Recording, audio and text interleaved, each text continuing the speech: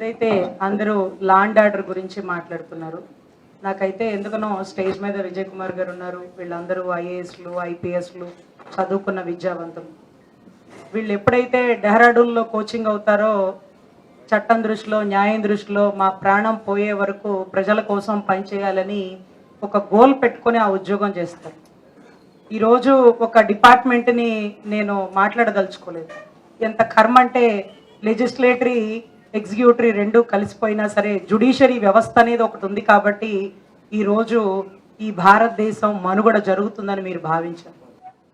ఎంతోమంది police officer తప్పుడు కేసులు కడుతున్నారు, రోడ్డు మీద నిర్బంధిస్తున్నారు, అమానుషంగా దాడి చేస్తున్నారు, కొట్టేస్తున్నారు. కానీ ఎవరు చెప్తే చేస్తున్నారు?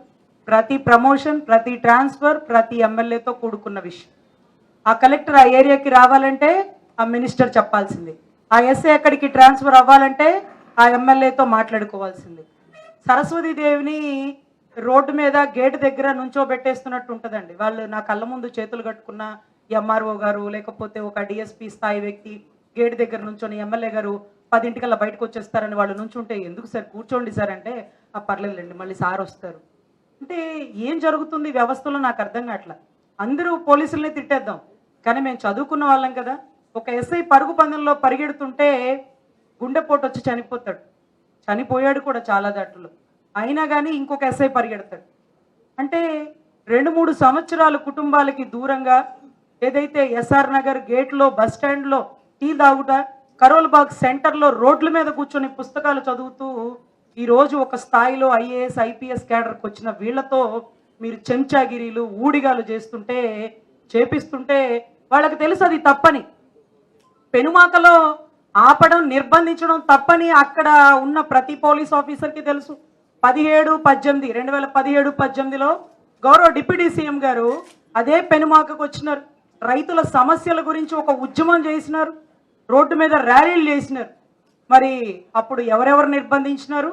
ఆ రోజు కూడా రాళ్లదాడి జరిగింది టీడీపీ గవర్నమెంట్లో. దాని అంతిమ సారాంశమే 19లో గవర్నమెంట్ మారింది. అంటే రైతులు పేరు చెప్పి రైతుల ముసుగులో ఏ పార్టీ కార్యకర్తలు చేస్తున్నారు అనేది విజువల్లో చూస్తున్నాం.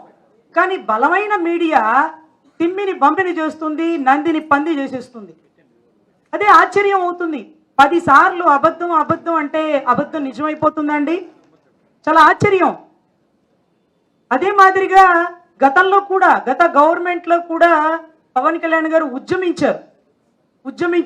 2 చోట్ల ఓడిపోయిన వ్యక్తి అయినప్పటికీ అతని హక్కుని ఎవ్వరూ హరించల. కంచెలు తెంచుకుంటూ వచ్చి గట్టిగా ఉద్యమించినప్పుడు కూడా గత ముఖ్యమంత్రి పోనీలే అది అతని అధికారము, ఆర్టికల్స్ అతనికి ఇచ్చినటువంటి అధికారము, right to speech and expression, right to moment.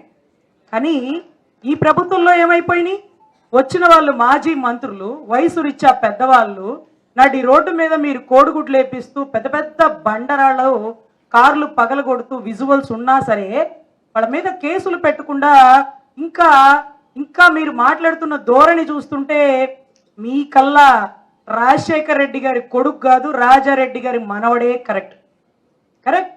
మీకు అతనే కరెక్ట్. 2029లో మీరు రాజారెడ్డి గారి మనవడిని చూస్తారు. ఏది విత్తితే అదే 10 మొలిసిద్ది. ఒక ఇంత కాదు 10 మొలిసిద్ది. ధన్యవాదాలు నాకు ఈ అవకాశం ఇచ్చినందుకు. నా హెల్త్ కండిషన్ కొంచెం కోఆపరేట్ చేయనందువల్ల నేను చాలా తక్కువ మాట్లాడుతున్నాను. అయినా సరే మన అంతిమ సారాంశం లాండ్ ఆర్డర్ని పరిరక్షించడం. ఏదైతే పోలీసులకి అత్యున్నత అధికారాలు ఇవ్వండి, వాళ్ళకి ఏది తప్పో ఏది ఒప్పో తెలుసు. వాళ్ళ కుటుంబాలు దాటి బయటకు వచ్చినప్పుడు మనమందరం వాళ్ళని బూతులు తిడుతుంటే వాళ్ళకి తెలుస్తుంది ఇది ఇలా చేయకూడదని. కానీ పొలిటికల్ ప్రెజర్ వల్ల చేయాల్సి వస్తుంది. ఎలక్షన్ బాడీ, జ్యుడిషియరీ వ్యవస్థ ఇవన్నీ ఇండిపెండెంట్ బాడీ. అలాగే డిపార్ట్మెంట్ను కూడా ఇండిపెండెంట్ బాడీ చేస్తే ఇందాక సార్ అన్నట్టుగా డీజీపీలు 5-6 తలుచుకుంటే రాష్ట్రాన్ని గాడిలో పెట్టడం పెద్ద కష్టమేం కాదండి. దయచేసి వాళ్ళకి అధికారాలు ఇవ్వాలని మనస్ఫూర్తిగా కోరుకుంటున్నాను. ధన్యవాదాలు.